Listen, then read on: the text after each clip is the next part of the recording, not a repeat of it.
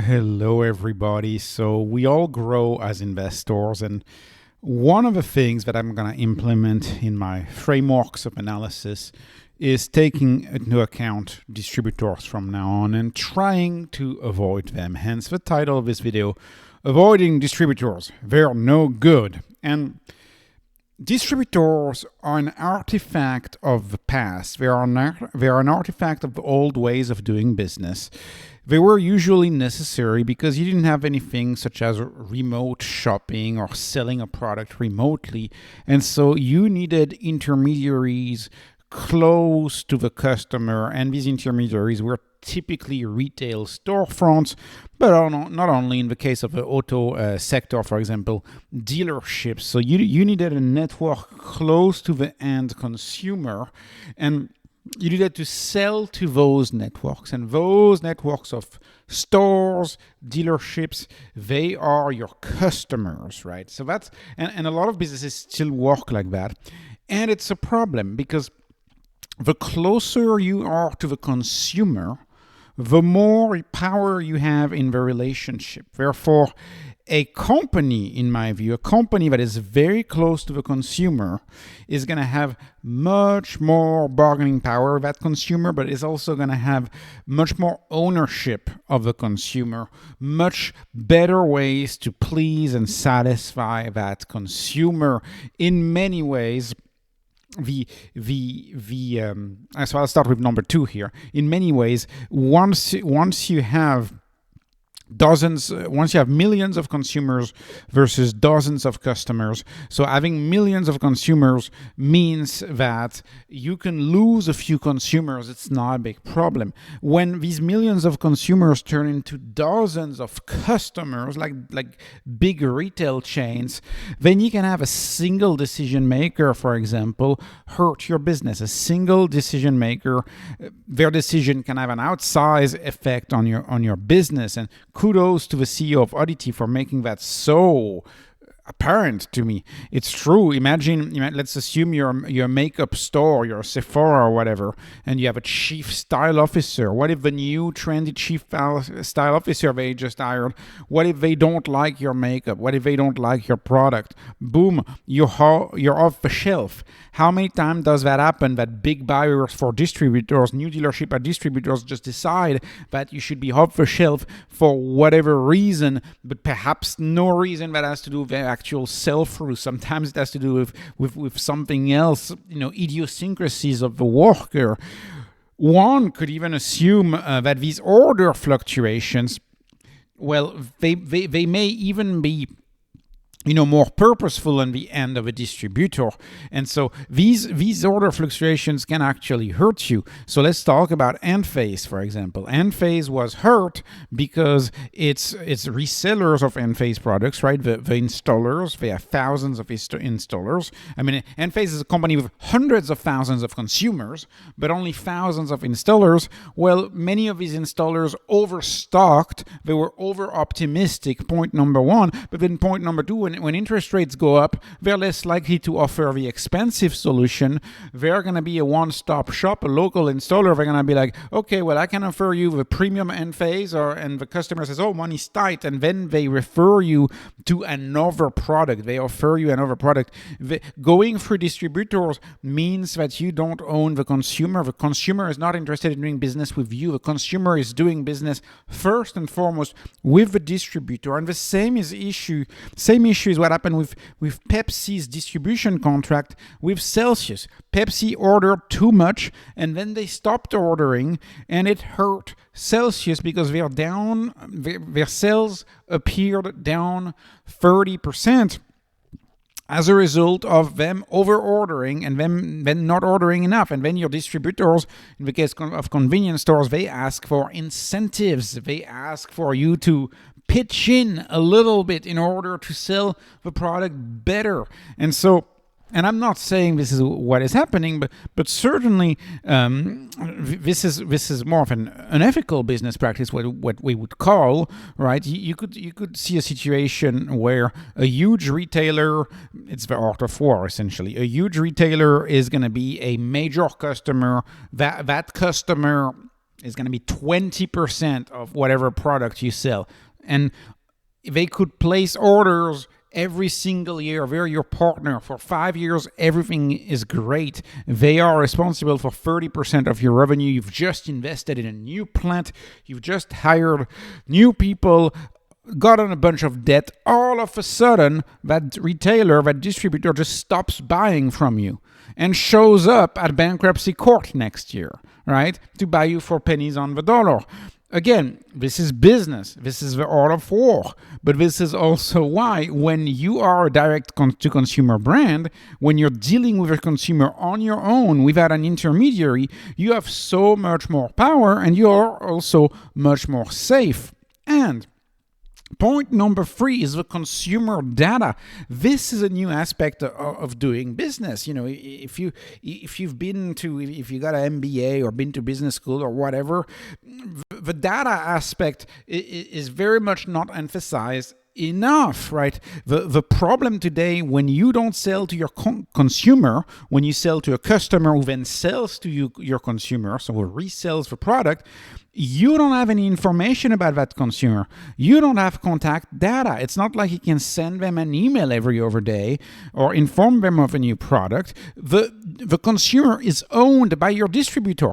You don't own the consumer. You own the distributor, and you have a list of dozens of distributors, but you may have millions of consumers, but dozens of distributors. So that puts you at risk for, once again, the chief style officer saying, sorry, you're off the shelf, or maybe the chief taste officer in the case of a beverage or something like that. So again, not having the consumer data is I think, a major downside of having to go through a distributor. And lastly, distributors, they will display your competitors' products next to you. And so when I study Celsius, I see, for example, Alani. Alani is doing very well right now, taking share away from Celsius, probably. I mean, that's what it seems. If Celsius owned the consumer, if Celsius sold direct to the consumer would not see Alani. The consumer would be on Celsius.com and say, hey, well, I'm going to get a 6-pack of Celsius or whatever. And they wouldn't even see Alani, right? When Celsius sells on Amazon or sells at Costco, the consumer has a choice between Monster and Celsius. So it's less ownership of a consumer, and thus it is less strong of a business model, right? When you go to a Tesla website to buy your Tesla, you're not offered a bunch of other cars to buy. Yet in the real world, if you go back a legacy auto, a legacy car, right across the street you have another brand, and right across the street you have yet another brand, and oftentimes the dealership owns multiple brands. They don't care which brand you buy. Now, the car maker may really care about you buying that one brand, but not the dealership family. The dealership family may be selling multiple brands, and so you have issues like that. And distributors, they are even sneakier, right? Distributors, they can just own your data, and then with your data, they can create their own copycats. Because they own your data, they see how well your product is selling through on Amazon, so they can just contact a supplier that does something similar with all of your data, and then can be like calling it up Amazon Basics, boom, there you go, and then they undercut you. So I will be careful about distributors going forward, and I think companies that go through distributors deserve a discount compared to companies that directly deal with their consumers. And so let me just go through a few stocks in my spreadsheet that have distributors and that have no distributors. So Hims is a stock that doesn't have a distributor. They are their e-doctor and their e-pharmacy all together, which means that when a doctor prescribes a drug for Hims, guess who gets the business? Walgreens doesn't get the business. CVS doesn't get the business. When Hims, they are a digital pharmacy. They offer dozens and dozens of prescription drugs that are possible for you that you can choose from. And whatever you choose from that the doctor prescribes to you, that business is going to the Hims pharmacy. That business is not going to the random pharmacy that the doctor decides to send the prescription to. So that's, you own the consumer in that case, in the case of a digital pharmacy. Same for oddity. So oddity makes makeup. When women go on oddity, so for example, Il Maquillage is one of their brands. When women go on ilmaquillage.com, it's not like if they go on ulta.com. On ulta.com, they got all the brands. And so you can they can buy multiple brands. No, if they go on ilmaquillage.com, the only brand that's being offered is the Il Maquillage brand. So you keep the consumer captive, you keep it into your brand ecosystem, and you don't necessarily have your consumer go around and try another brand, and maybe you lose that consumer that you spent that much money to acquire or to convince. So oddity, in my view, is a much better business model than, say, a health, where you go to Target, you have all of the main cosmetics brands, all of the main are there, and then also you have health, and it's all about fighting for shelf space, right? The same for Tesla.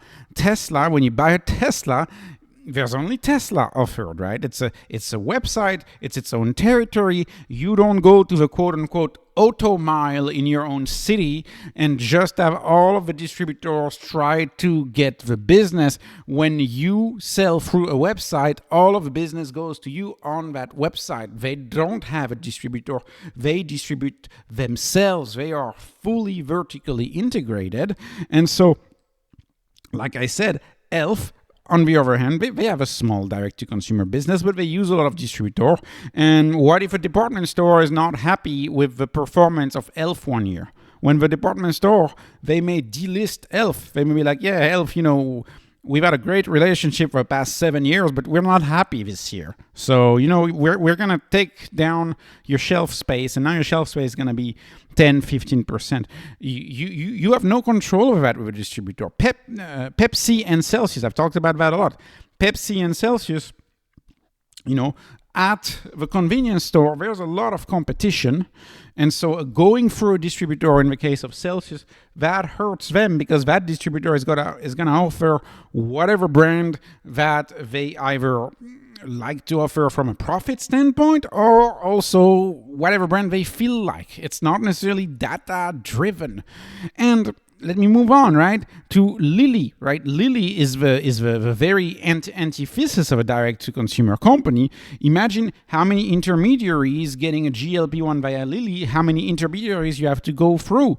The doctor has access to an array of GLP-1s that they can pick from. So the sale of the Lilly product is decided by the doctor, the pharmacy, the insurance company. You have very little control over whether your consumer actually gets to buy your product. That's why these distributors of drugs, they have to advertise on TV all the time and say, you got to ask your doctor about this medication, and you don't own the consumer, right? Hims, if you go on Hims being the distributor of its own pharmacy prescriptions, if you go on Hims, they don't have to think about competing, about Cialis against Viagra. It's them who fulfill the order. They will fulfill the order no matter what. So you're free to choose, and they own that business because you don't go through a distributor. And lastly, Enph is going for distributor. And it's the good strategy when you're trying to grow fast and you're trying to expand in your marketplace fast, because the network of distributors is already there. But in the case of Enph, my hunch tells me that these installers, many of them are offering the cheaper solution, even though they may know and they may think that Enph is the better solution. Enph doesn't have a full control over the consumer. So my main point on this video is that stocks that deal directly with the consumer, stocks where the customer and the consumer are one and the same, these stocks should be more appealing, and they are more appealing to me, and I'm going to rank them as more appealing. I'm going to find a way to add bonus points to stocks that don't have distributors versus stocks that have distributors. And as always, this was not financial advice, not investment advice, just entertainment. Hoping you were entertained. Please like, please subscribe, follow me on Patreon, follow me on X. Thanks for watching, and have a wonderful day.